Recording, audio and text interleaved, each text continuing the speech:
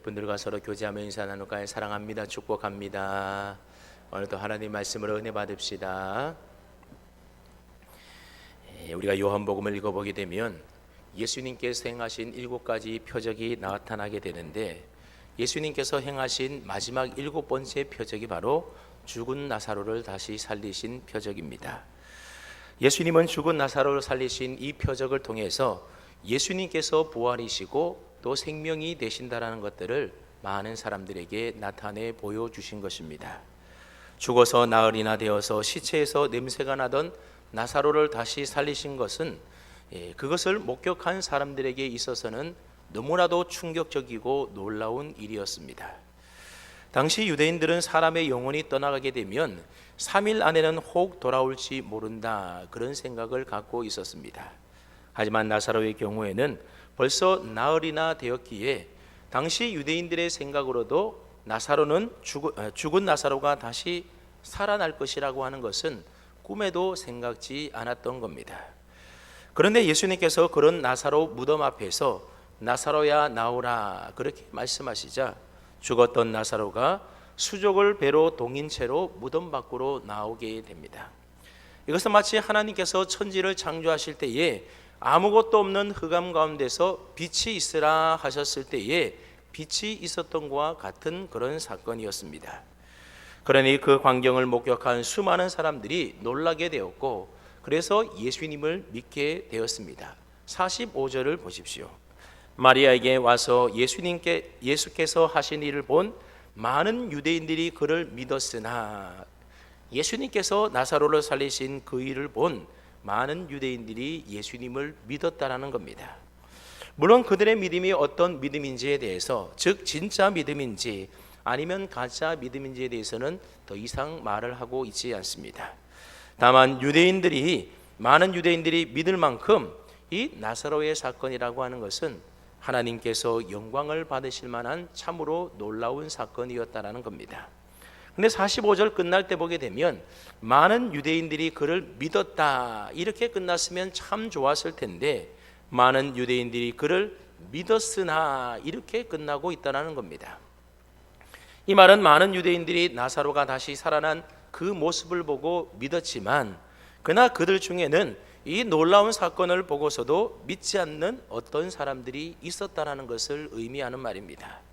그래서 46절 말씀을 보게 되면 이 사람들은 도리어 이 나사로가 살아난 일들에 대하여 불편하게 여겨서 예수님에 대하여 좋지 않는 감정을 갖고 있던 바리새인들에게로 가서 이 사실을 알리게 됩니다. 여러분, 이 사람들은 어떤 사람들입니까?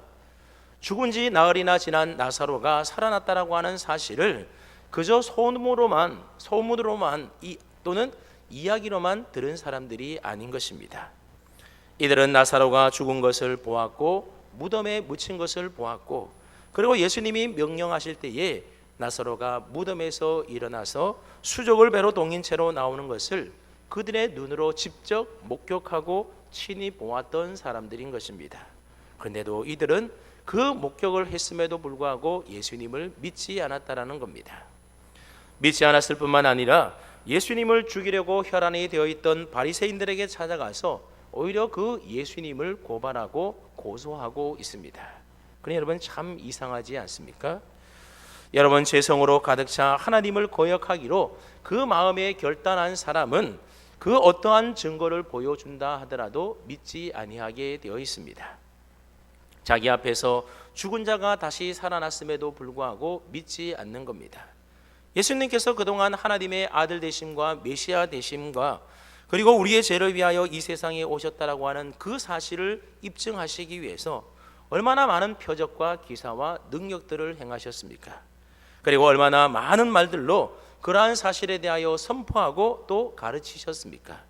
그런데도 그 마음 가운데 예수님을 거역하고자 하는 마음을 먹기 시작했더니 그 어떤 표적과 증거를 보여주더라도 믿지 않더라는 것을 우리는 성경에서 많이 찾아보게 됩니다. 그래서 요한복음의 가장 큰 주제 가운데 하나가 바로 예수님에 대한 믿음인데, 여러분, 예수님에 대한 이 믿음은 죽은 자가 살아나는 기적을 보고서도 생기지 않더라고 하는 것이 바로 오늘 본문이 우리에게 가르쳐주고 있는 교훈 가운데 하나입니다.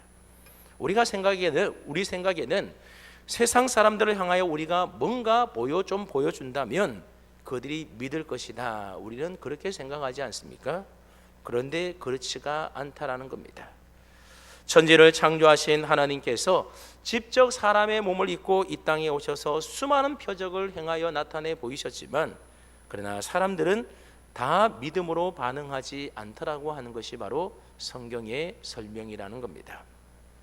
오늘 본문에도 보면 그들은 믿지 않았을 뿐만 아니라 오히려 주님에 대하여 적대적인 세력이 되기도 한다는 것을 우리에게 보여줍니다. 여러분, 우리에게 하나님의 특별한 은혜가 임해야만 예수님을 믿는 믿음이 생겨나게 되는 것이지 아무나 믿음을 갖게 되는 것이 아니라고 하는 겁니다. 그래서 어떤 분은 정말로 예수님을 믿고 싶은데도 도무지 믿어지지 않아서 믿지 못한다, 그런 하소연을 하는 분들을 보았습니다. 그런데 저와 여러분들은 눈에 보이지는 않지만 그러나 하나님의 살아계심을 믿고 또 단 한 번도 만나지 못한 예수님도 나의 구주로 믿고, 그리고 천국과 지옥과 영원한 부활과 생명이 있음이 믿어지지 않습니까? 그러니 얼마나 감사합니까? 하나님의 은혜가 우리 가운데 있었기 때문에 이러한 것이 믿어진다라고 하는 겁니다.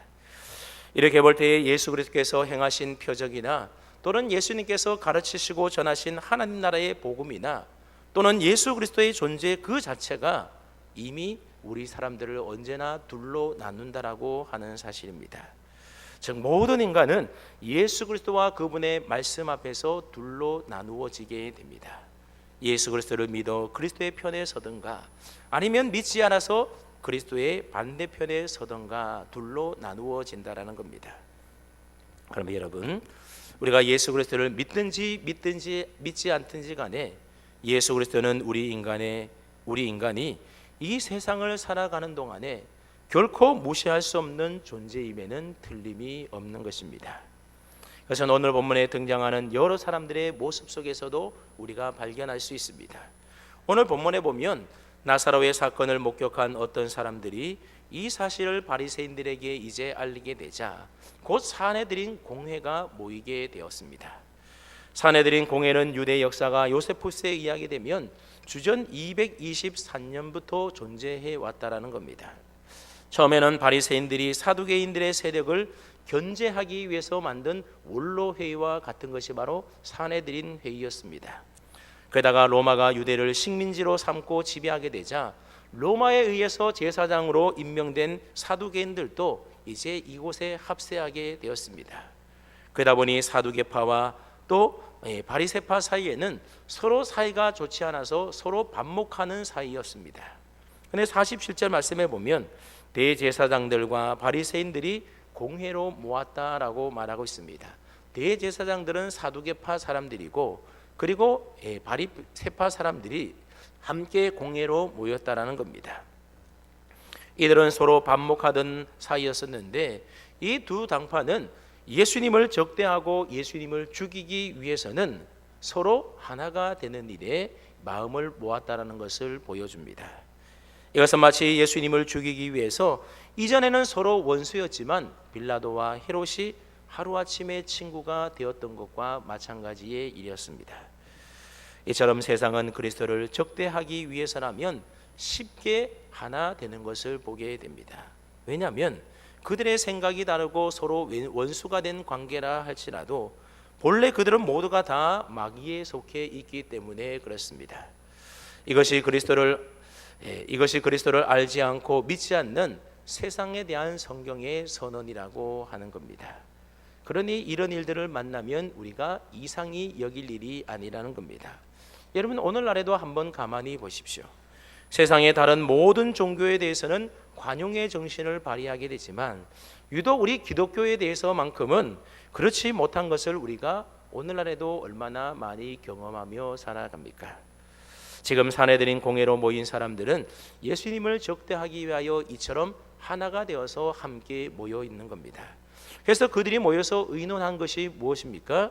47절 하반절을 한번 보십시오. 이르되 이 사람이 많은 표적을 행하니 우리가 어떻게 하겠느냐. 이 말씀에 따르면 공회로 모인 사람들이 예수님께서 죽은 나사로를 살린 표적을 사실 그대로 받아들이고 있다라는 겁니다. 죽은 나사로를 살린 그 표적이 사실인지 아닌지 진위 여부에 대하여 가리지도 않습니다. 아예 기정사실로 그대로 인정하고 받아들이고 있습니다. 그 다음에 여러분, 예수님께서 죽은 나사로를 살리신 그 표적을 그들이 믿고 있었다라고 한다면 우리가 어떻게 했으면 좋겠느냐라고 하는 그 질문에 대해서 뭐라고 답해야 되겠습니까? 당연히 예수님을 하나님의 아들 메시아로 우리 모두가 믿자. 그리고 나사렛 예수님이 백성들이 그토록 기다리던 메시아라고 우리 공회에서 공식적으로 선언해서 이제 많은 백성들이 그리스도이신 예수님을 믿게 하자. 여러분, 그렇게 해야 정상이지 않겠습니까? 그게 백성을 대표하는 사내들인 공회가 해야 될 마땅한 일이었다라는 겁니다. 그런데 그들은 어떻게 했습니까? 예수님께서 죽은 나사로를 살리시고 메시아로서 많은 표적을 행하신 것을 그들은 알고 믿고 있으면서도 자신들의 안위만을 걱정하고 있었다라는 겁니다. 48절 말씀을 보십시오. 만일 그를 이대로 두면 모든 사람이 그를 믿을 것이요 그리고 로마인들이 와서 우리 땅과 민족을 빼앗아 가리라 하니 그렇게 말을 합니다. 이들은 예수님을 믿는 사람들이 많아지는 것에 대하여 몹시 두려워했다라는 겁니다. 왜 두려워했겠습니까? 혹시라도 그 사람들이 예수님을 앞세워서 반로마 폭동을 일으킬 가능성이 크다라고 생각을 했기 때문에 그렇습니다. 실제로 예수님을 따르는 사람들 가운데는 그러한 사람들이 많이 있었습니다. 만약 그렇게 된다라고 한다면 식민지 반란에 대해서는 무자비하게 진압을 하는 이 로마 군대에 의해서 유대 민족이 짓밟히게 될 것이고, 그렇게 된다라고 한다면 지금 자신들이 로마의 권력 아래서 누리고 있는 이 모든 기득권들을 다 상실하게 될 것이었기 때문입니다. 그래서 그들은 예수님이 죽은 자를 살리시는 메시아인 줄 알면서도 믿지 아니하고 자신들의 기득권에 큰 위협이 되고 있는 예수님을 어떻게 처리할까, 그것에 대하여 지금 논의하고 있는 겁니다. 여러분, 이들은 오직 자신의 기득권 유지와 자신의 이익에만 관심이 있었던 자들이라는 겁니다. 예수님이 죽은 지 나흘이나 되었던 나사로를 살리신 그 놀라운 메시아로서의 그 표징을 나타냈음에도 불구하고 거기에 대해서는 조금도 관심을 기울이지 않았습니다. 그 표적은 예수님이 메시아라고 하는 분명한 증거임에도 불구하고 그들은 예수님이 메시아이건 메시아가 아니건 조금도 관심이 없는 겁니다. 그들은 오직 자신들의 이익을 지키는 데만 혈안이 되어서 예수님을 어떻게 처치할까 함께 모여서 의논하고 있었던 것입니다. 여러분, 악인들은 이처럼 어떤 일들을 당할 때에 그것을 향한 하나님의 뜻이 무엇인지에 대해서는 생각조차 하지 않습니다. 다만 그 일이 자기에게 이익이 되느냐 아니면 불이익이 되느냐, 오직 거기에만 신경을 곤두세운다라는 겁니다. 그러므로 예수님을 주님으로 믿는 저와 여러분들은 인생을 살아가면서 우리가 어떤 일을 만나든지 먼저 나의 이익을 생각하는 그것을 초월하여 하나님의 선하시고 기뻐하시고 온전한 뜻이 무엇인지를 우리가 잘 판단하고 분별해서 주님의 뜻을 이루고 따를 수 있는 그 일에 우리가 선택하며 주님의 뜻을 따르는 사람들이 되어야 하는 겁니다. 아무튼 공회가 예수님을 어떻게 처리할 것인가에 대하여 우왕좌왕하고 있을 그때에 당시 대제사장이었던 가야바가 나서게 됩니다. 이 가야바는 나중에 예수님을 체포해서 신문을 한 이후에 빌라도에게 고소했던 장본인이 바로 이 가야바입니다. 가야바는 공회원들이 예수님의 처리 문제를 가지고 계속해서 토론만 하고 있는 것에 대하여 매우 못마땅하게 생각했던 것 같습니다. 그래서 그는 공회의 의장으로서 공회원들이 빨리 결정을 내리지 못하고 있는 것에 대하여 책망을 하면서 뭐라고 말했는가 하면 50절 말씀을 우리가 함께 읽어봅니다. 50절입니다. 시작.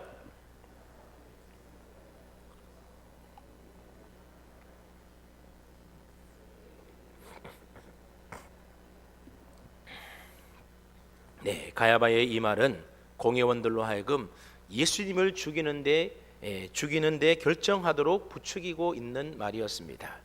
즉 가야바는 예수라고 하는 그 한 사람을 우리가 제거해 버린다고 한다면 우리 온 민족이 망하지 않고 다 잘 살 수 있다. 그렇게 사람들을 부추기고 있습니다. 다시 말하면 대를 위하여 소를 희생하는 것이 더 유익하다라는 겁니다. 여러분, 가야바의 이 말에 대해서 어떻게 생각하십니까? 대를 위하여 소를 희생하는 게 유익하다.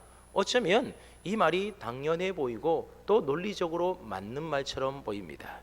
한 사람이 죽는 게 민족 전체가 죽는 것보다 훨씬 더 나아 보이지 않습니까? 그런데 유대민족 전체가 죽는 것보다는 차라리 예수 한 사람만 우리가 없애버린다라고 한다면 모든 문제가 다 해결된다라고 하는 겁니다. 그러니 얼마나 설득력 있고 논리적입니까? 어쩌면 지도자로서 민족을 위해서 한 사람을 희생시키는 것이 낫다라고 말하는 이 가야바의 말은 정말로 민족을 생각하는 말처럼 들린다라는 겁니다.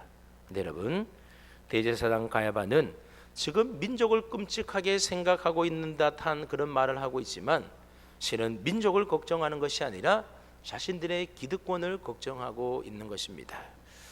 앞서 이야기했던 것처럼 자신들의 기득권을 이야기하면서 마치 민족을 걱정하는 것처럼 꾸며서 말을 하고 있는 겁니다.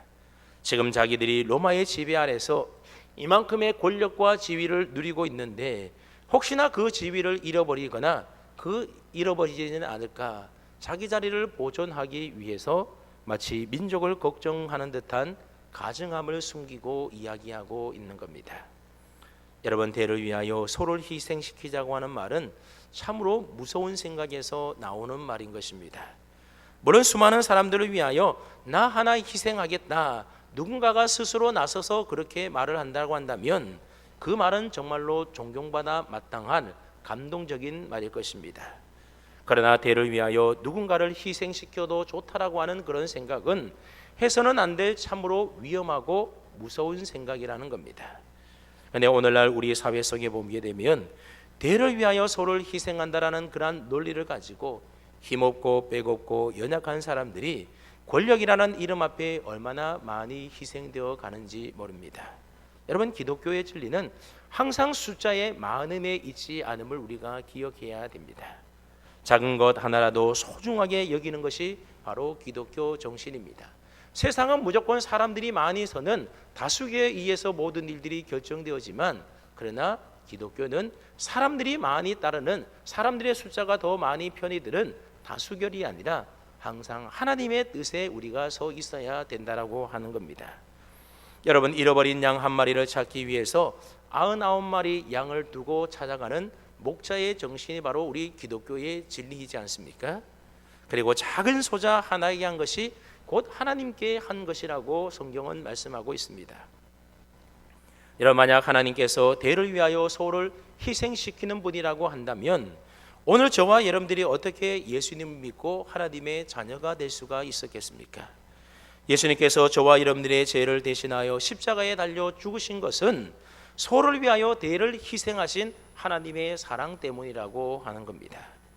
여러분, 송명희 시인이 지은 시 가운데 나 하나라고 하는 시가 있는데 제가 잠깐 소개를 해드리겠습니다. 나 하나만 있더라도 세상을 지으신 오 나의 주님, 나 하나가 죄를 짓더라도 십자가에서 죽으실 오 나의 주님, 나 하나가 있더라도 천국을 마련하신 주님. 여러분, 이 사실을 믿습니까? 하나님은 대를 위하여 소를 희생하신 하나님이 아니라 아무 보잘것없고 아무 쓸모없는 나를 사랑하셔서 외아들 독생자 예수 그리스도를 내어주신 사랑의 하나님이라고 하는 겁니다. 근데 오늘 본문에 보면 매우 흥미로운 말씀이 기록되어 있는데 51절과 52절 말씀을 또 보십시오.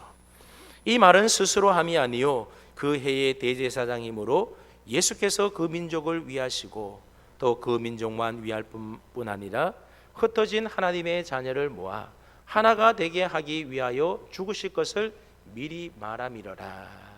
대제사장 가야바는 비록 악한 마음으로 예수님을 죽이는 것이 바로 우리 온 민족이 살 길이다 그렇게 말을 했지만, 사실은 예수님의 십자가의 죽음은 자기 백성을 위한 대속의 죽음이라고 하는 것을 이 가야바가 자신도 모르게 예언하고 있다는 것입니다. 여러분, 이런 예들이 성경에 적지 않아 많이 기록되어 있습니다. 빌라도가 예수님의 십자가에 명패를 붙이라고 명하게 되는데, 그때 그 명패에는 어떤 말이 적혀 있는가 하면 히브리어와 헬라어와 그리고 라틴어로 나사렛 예수 유대인의 왕이다, 그렇게 쓰게 했습니다. 어떻게 보면 조롱하는 듯한 말로 그렇게 쓰게 했지만, 이것은 자기도 모르는 사이에 예수님이 누구인지에 대하여 온 세상에 선포하는 일과 같았다라고 하는 겁니다. 경우는 좀 다르지만 예수님께서 십자가에 달려 계실 때에 십자가 아래에서 대제사장들과 서기관들이 무엇이라고 말을 했는가 하면, 저가 남은 구원하였으되 자신을 구원할 수 없도다, 그런 말을 했습니다. 물론 조롱하기 위해서 했던 말입니다. 그들은 자기들이 하는 말이 예수님의 죽으심의 의미를 얼마나 깊이 잘 드러내는지 알지 못한 채 그냥 조롱하기 위해서 했던 말인데, 그 말이 진실로 사실이었다라고 하는 겁니다.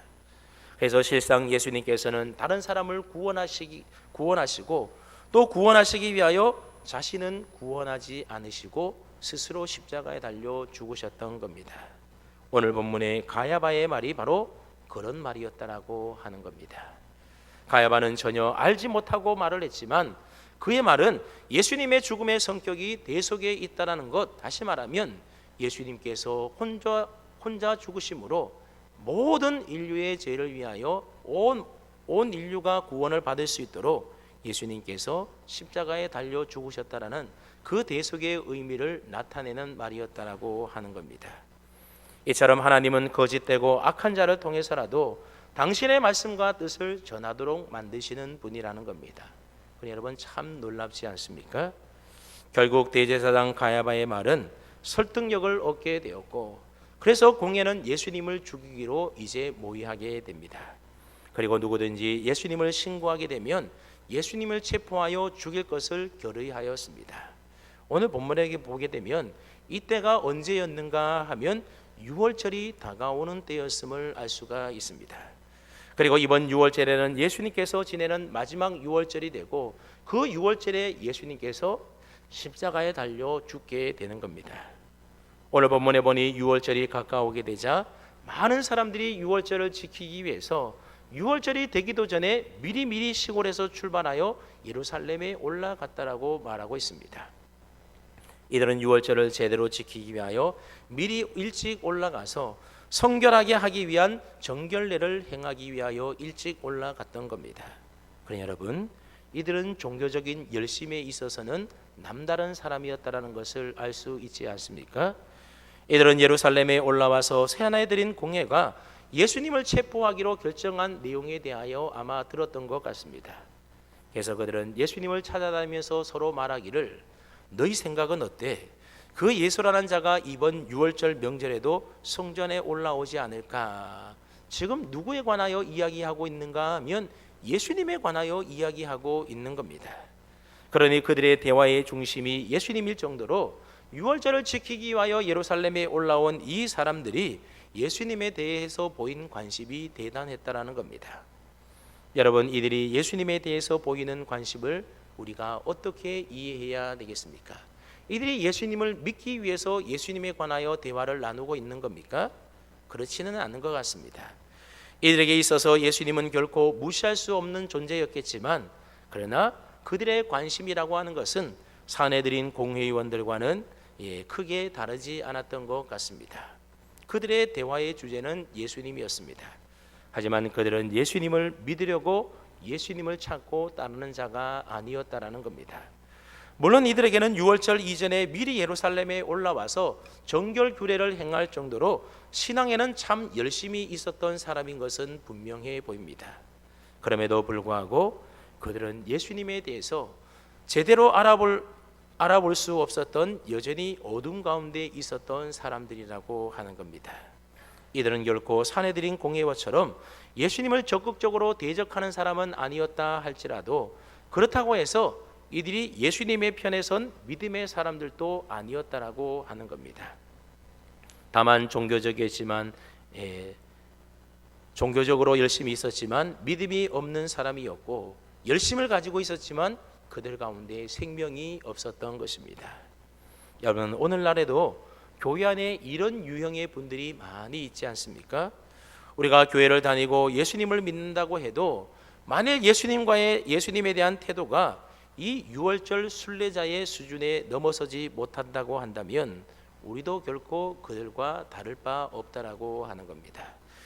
이들 순례자들이 예수님에 대하여 보인 관점이라고 하는 것은 어떻게 보면 방관자적인 관점을 가지고 있습니다.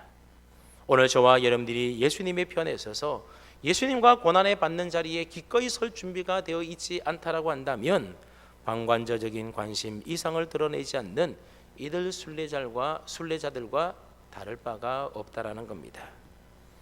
여러분, 예수님은 결코 우리 인생에서 무시하고 지나칠 수 없는 그런 존재가 아닙니다. 우리는 비록 고난을 당할지라도 그분을 우리의 주님으로, 우리의 구주로, 우리의 주인으로 모시든가 아니면 그분께 걸려서 그렇지 않는다고 한다면 그분에게 걸려서 넘어질 수밖에 없는 것입니다. 아무리 종교적으로 열심을 가지고 있는 사람이라 하더라도 그렇다라고 하는 겁니다. 그다음에 여러분, 이 분주하게 돌아가는 모든 상황 속에서도 예수님은 지금 무엇하고 계십니까? 죽은 나사로를 살리신 엄청난 표적을 통해서 수많은 유대인들이 예수님을 믿었다라고 하는데 예수님이 정작 하신 일이라고 하는 것은 다시 유대인들에게서 떠나 빈들 가까운 에브라임이라고 하는 동네에 가서 머물고 계셨습니다. 그리고 그곳에서 제자들과 함께 지내게 됩니다.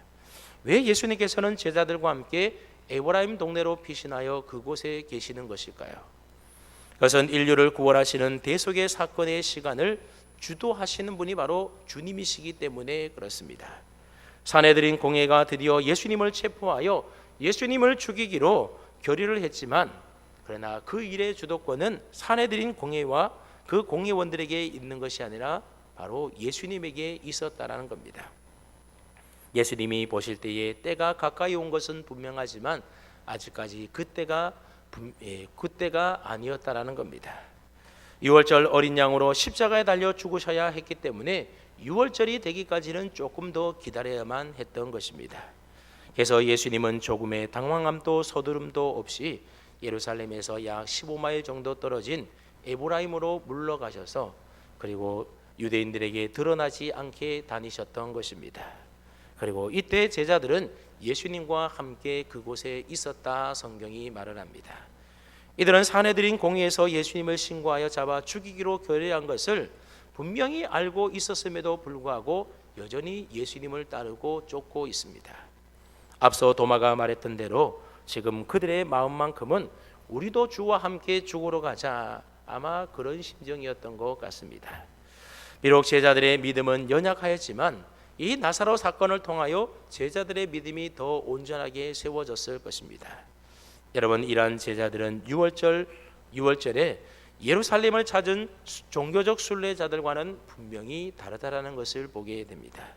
순례자들은 예수님에 대해서 관심만 가지고 있었던 종교인에 불과하다라고 한다면 제자들은 예수님을 믿고 예수님을 따르고 예수님과 함께 하던 자들이었습니다. 종교적 순례자들이 예수님에 대해 가진 관심은 그저 호기심을 채우는 정도에 불과했다라면 예수님의 제자들이 주님께 걸었던 것은 그들의 삶과 죽음의 문제였다라고 하는 겁니다. 산헤드린 공회원들이 자기들의 기득권과 이익과 명예를 유지하기 위해서 예수님을 제거하는 사람들이었다라고 한다면 예수님의 제자들은 예수님께 자기들의 죽음까지도 각오하고 따라가는 사람들이었던 것입니다. 오늘 저와 여러분들은 주님의 제자와 같은 사람이 분명히 되어야 될 줄로 압니다. 성도 여러분, 지금까지 살펴본 것처럼 오늘 본문에 보게 되면 여러 인물들이 등장하게 됩니다. 그들은 각각 예수님과 어떠한 관계 속에 있는 사람들임을 알 수가 있습니다. 그런데 예수님과 어떠한 관계를 맺고 있느냐에 따라서 각 사람들의 믿음이 다 다르다라는 것을 보게 됩니다. 먼저 나사로의 사건을 보고 많은 유대인들이 믿게 되었는데 그들 중에 마음이 완악해서 바리새인들에게 찾아가서 이 모든 사실을 알려바친 일부의 유대인들이 있었다라는 겁니다. 이들은 예수님께서 행하신 메시아로서의 표적을 보고서도 예수님을 믿지 않았던 사람들입니다. 왜냐하면 그들은 하나님께 속한 자가 아니라 마귀에게 속한 자이기 때문에 그렇습니다. 여러분, 오늘날 교회 안에도 이런 사람이 있을 수 있습니다. 교회를 아무리 오래 다녔다 하더라도 예수님이 믿어지지 않아서 예수님을 믿지 못하는 사람이라 한다면 그 사람은 바로 이런 부류에 해당되는 사람들입니다. 또 대제사장들과 바리새인들이 있는데 이들은 적대적인 관계에 있었지만 그러나 나사로 사건으로 인하여 한마음이 되어서 사내들인 공회를 열고 예수님을 잡아 죽이기로 결정했던 사람들입니다.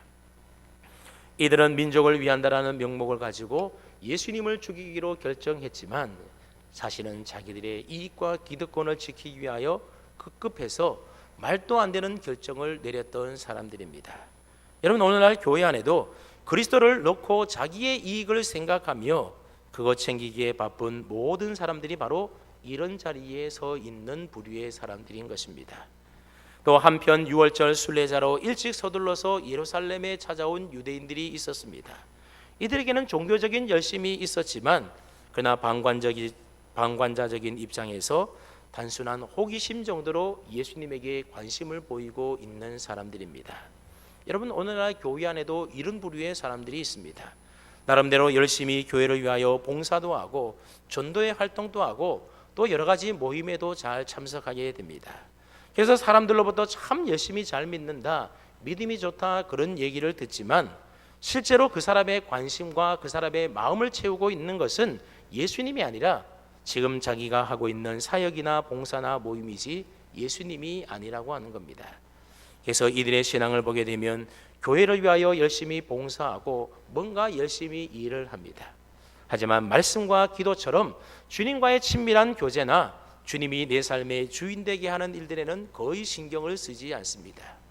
예배를 드려도 내 마음과 중심으로 드리는 예배가 아니라 방관자적인 입장에서 구경하듯 예배를 드리는 경우가 많습니다. 오늘날 많은 그리스도인들이 이런 유형의 믿음으로 신앙생활을 하고 있는 겁니다. 여러분과 아무리 교회 열심히 다니고 신앙생활 번듯하게 보인다 하더라도 우리 주님과의 교제가 없고 주님과의 관계성이 없이 그저 교회 열심히 일만 하면 그런 사람이 바로 이런 순례자와 같은 사람이라고 하는 겁니다. 여러분, 마지막으로 등장하는 사람이 바로 예수님의 제자들입니다. 제자들은 주님과의 친밀한 교제 안에 주님과 늘 동행하는 삶을 살았던 사람들입니다. 그들은 우리도 주와 함께 죽으러 가자 말했던 이 도마의 말처럼 예수님과 함께 죽을지언정 예수님을 떠나지 않았던 사람들입니다. 물론 제자들은 조금 더 지나서 그때가 오게 되자 두려움에 휩싸여서 예수님을 버리고 다 도망가는 사람이 되기도 합니다. 하지만 성경은 분명히 말씀합니다. 그들은 한 사람을 제외하고는 다 주님의 것이었습니다. 물론 그 한 사람은 돈을 사랑했던 도둑인 가룟 유다를 말합니다. 가룟 유다를 제외한 나머지 11 제자들은 오직 예수님만이 그들의 전부였고 모든 것으로 믿고 따랐습니다. 그래서 그들은 자신의 모든 것들을 버려두고 포기하고 예수님을 믿고 따랐던 것입니다. 오늘 본문에도 보면 제자들은 화려한 예루살렘을 떠나서 그 지명이 어딘지조차도 확실하게 짚어내지 못하는 외딴 시골 에브라임이라는 동네까지 따라가게 됩니다. 그리고 나중에는 자신들의 생명을 버리면서까지 예수님을 따르다가 요한만 제외된 나머지 제자들은 다 예수님을 위해서 자신의 목숨을 버리는 순교를 당하게 됩니다. 찬송 여러분, 오늘날 교회 안에 많은 그리스도인들이 있는데 우리 성도들의 믿음도 다 제각각이라고 하는 겁니다. 오늘 본문에 예수님과의 관계에 있어서 네 부류의 사람들이 소개되고 있지 않습니까? 그렇다면 여러분들은 이 네 부류의 사람들 가운데 어디에 속해 있는 사람입니까? 교회 다니지만 아직도 예수님을 믿지 못하는 사람입니까? 아니면 교회를 다니긴 해도 오직 자기 이익을 위하여 그리스도를 이용하는 사람입니까? 그렇지 않으면 열심히 교회를 섬기고 봉사하고 사역하고 있는데 주님과의 친밀한 교제도 없이 그저 직분에 따라서 맡겨주신 사역이 주어져서 그리고 이왕 할 바에는 남들에게 인정받고 칭찬받기 위해서 자기 만족과 자기 열심을 가지고 일만 하고 있는 자는 아닙니까? 그렇지 않으면 예수 그리스도 그분께서 내 생명과 내 삶을 걸고 그분을 따라가고 있는 주님의 참된 제자입니까? 한번 여러분 자신에게 스스로 질문을 던져 보십시오. 나는 과연 어떤 믿음의 사람인가?